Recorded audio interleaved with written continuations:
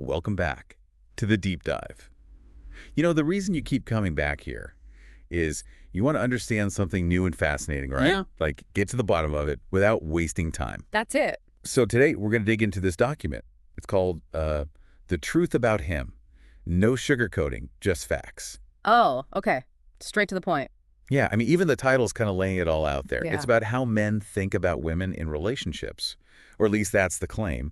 And they're saying they're not going to hold anything back. Right. I'm intrigued. So are we taking this as gospel, or are we going to kind of pick it apart? Good question. Hmm. Our mission here is to take the core ideas from this, not necessarily say it's true for every single guy out there. Right, right. Not trying to make some giant generalization. Exactly. More like exploring this one viewpoint. Yeah. See what we can learn from it. Makes sense. So first up, and this is something they hit on right away, is this idea that men value peace over drama. Like, straight up, the document says men really want a relationship that feels calm and stable, and they kind of, shut down when there's constant arguing or emotional roller coasters. Okay, so conflict avoidant, is that what they're getting at? Well, they frame it more as wanting communication to be clear, direct, focused on solutions, not just endlessly talking about feelings. And it kind of hit me because, when you're trying to learn something new, you want someone to cut to the chase. Yeah, you don't want to be wading through a bunch of unnecessary stuff. You want the information efficiently delivered. Exactly. And that's kind of what they're suggesting. Men, at least according to this source, they appreciate that same directness in relationships. Get to the point. Resolve the issue. Interesting. So it's less about avoiding the conflict altogether and more about a different approach to navigating it. That seems to be the gist, yeah. All right, next up, and this one might raise some eyebrows, they talk about how looks matter, but so does energy. Okay. How are they defining energy in this context?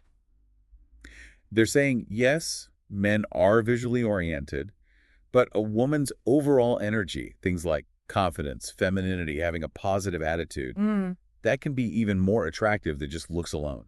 So it's beyond just the initial physical attraction. Right. They even compare a really beautiful woman with a kind of negative or bitter attitude to a woman who maybe isn't conventionally as attractive, but she's warm, inviting, has a great presence. And they're saying the second one is often more appealing. That's what the sources suggest. Yeah. So it makes you think, right? What really keeps someone interested? Yeah, what sustains that attraction beyond just the surface level? Makes me think about those couples where maybe one person isn't traditionally good looking, but they just radiate this positive energy and they're just so magnetic. It's totally true. You see that all the time. Yeah. Okay, so then we get into men need space. And this is something that I think a lot of people can relate to or at least struggle with in relationships. Yeah, the whole needing alone time thing. Right.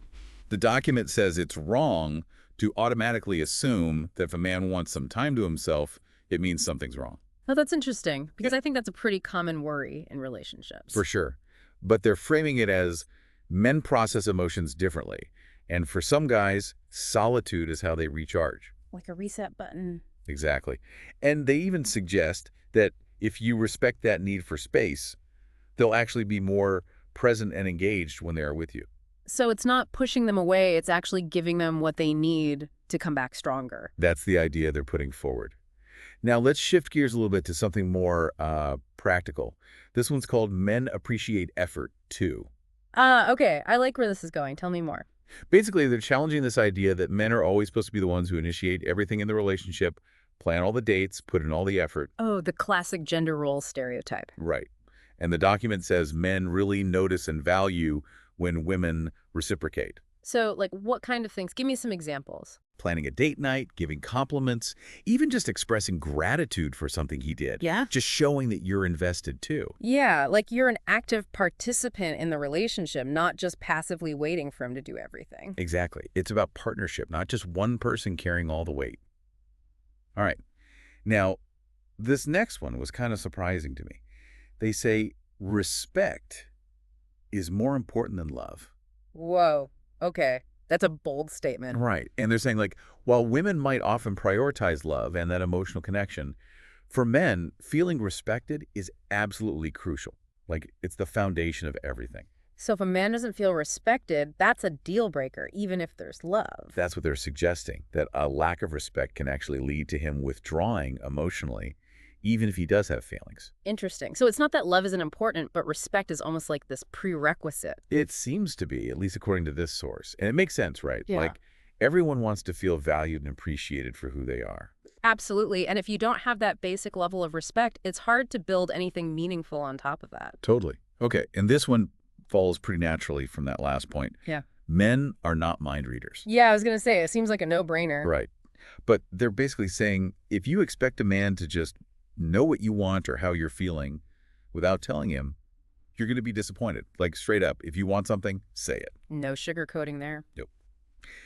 And this ties back to that whole direct communication thing we talked about earlier.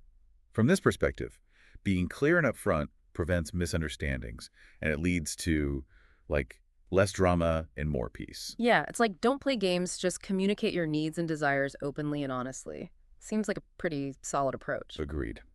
Okay, moving on to men want to feel needed. Now, they're not saying men want a woman who's totally dependent on them. Yeah, I was going to say that's a whole different can of worms. Right. But they're saying that even though men appreciate independent women, they also want to feel like they contribute something, like provide support, protect, solve problems, kind of those more traditional masculine roles. Okay, I can see that. It's like they still want to feel valuable, like their presence makes a difference. Exactly. And they even say that if a man feels totally unnecessary in a woman's life, he might start looking for someone who does appreciate those contributions. So it's about finding that balance, right? Like being Yeah. independent, but also allowing him space to step up and be supportive in his own way. Yeah, that seems to be the key takeaway here. All right, now this next one is a big one. Loyalty and trust are non-negotiable. Yeah. That's pretty fundamental to any relationship, really. For sure. And they draw a parallel to how women often value security in a relationship. They're saying men place a huge value on loyalty, both emotional and physical, So like cheating is a hard line. basically. They're saying it's incredibly difficult for a man to recover from a perceived betrayal of trust. Yeah, I mean, that makes sense. Trust is the foundation of any strong connection. Right. And once that foundation is cracked, it's really hard to rebuild.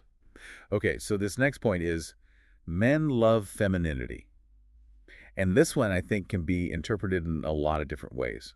Yeah, femininity is kind of a loaded term these days. Totally. But what they're suggesting is that masculinity and femininity kind of complement each other, and that men are naturally drawn to feminine traits. Like, what are they talking about specifically? Things like gentleness, nurturing energy, emotional warmth. They're careful to say it's not about weakness or submissiveness, though. Right. It's not about being less than in any way, more about like embracing those qualities that are traditionally seen as feminine. Exactly. And they're saying that these qualities create a kind of balance and harmony in the relationship. So it's about embracing those different energies and letting them complement each other. That's the idea. Okay, now this one kind of echoes what we talked about earlier with energy. A woman's attitude can make or break attraction. Oh, so it's not just about initial impressions, it's about how she shows up consistently. Exactly. They're saying that while looks might catch a man's eye at first, it's her overall attitude that determines whether he stays interested long term. So like being positive, supportive, easygoing, that kind of thing. Yep. And they contrast that with negativity, complaining all the time, being difficult. So it's about being someone who's generally pleasant and enjoyable to be around. Makes sense. Right. It's about creating a positive experience for both of you. All right. Next up, we have men want to feel like the hero. Okay, I'm curious about this one. Break it down for me. So they're introducing this concept of a kind of primal instinct in men to protect and provide. And they're saying that even in relationships with very independent women, allowing men to fulfill this role in small ways can make a big difference. Like how so? Asking for advice, letting him help fix something, those kinds of things. Just little opportunities for him to feel like he's contributing, being helpful. So it's not about needing to be rescued or taken care of, but it's about acknowledging his strengths and letting him use them. Exactly. And they're suggesting that this taps into something deep within men, makes them feel appreciated and valued. Makes sense. We all want to feel like we bring something to the table, right? Totally.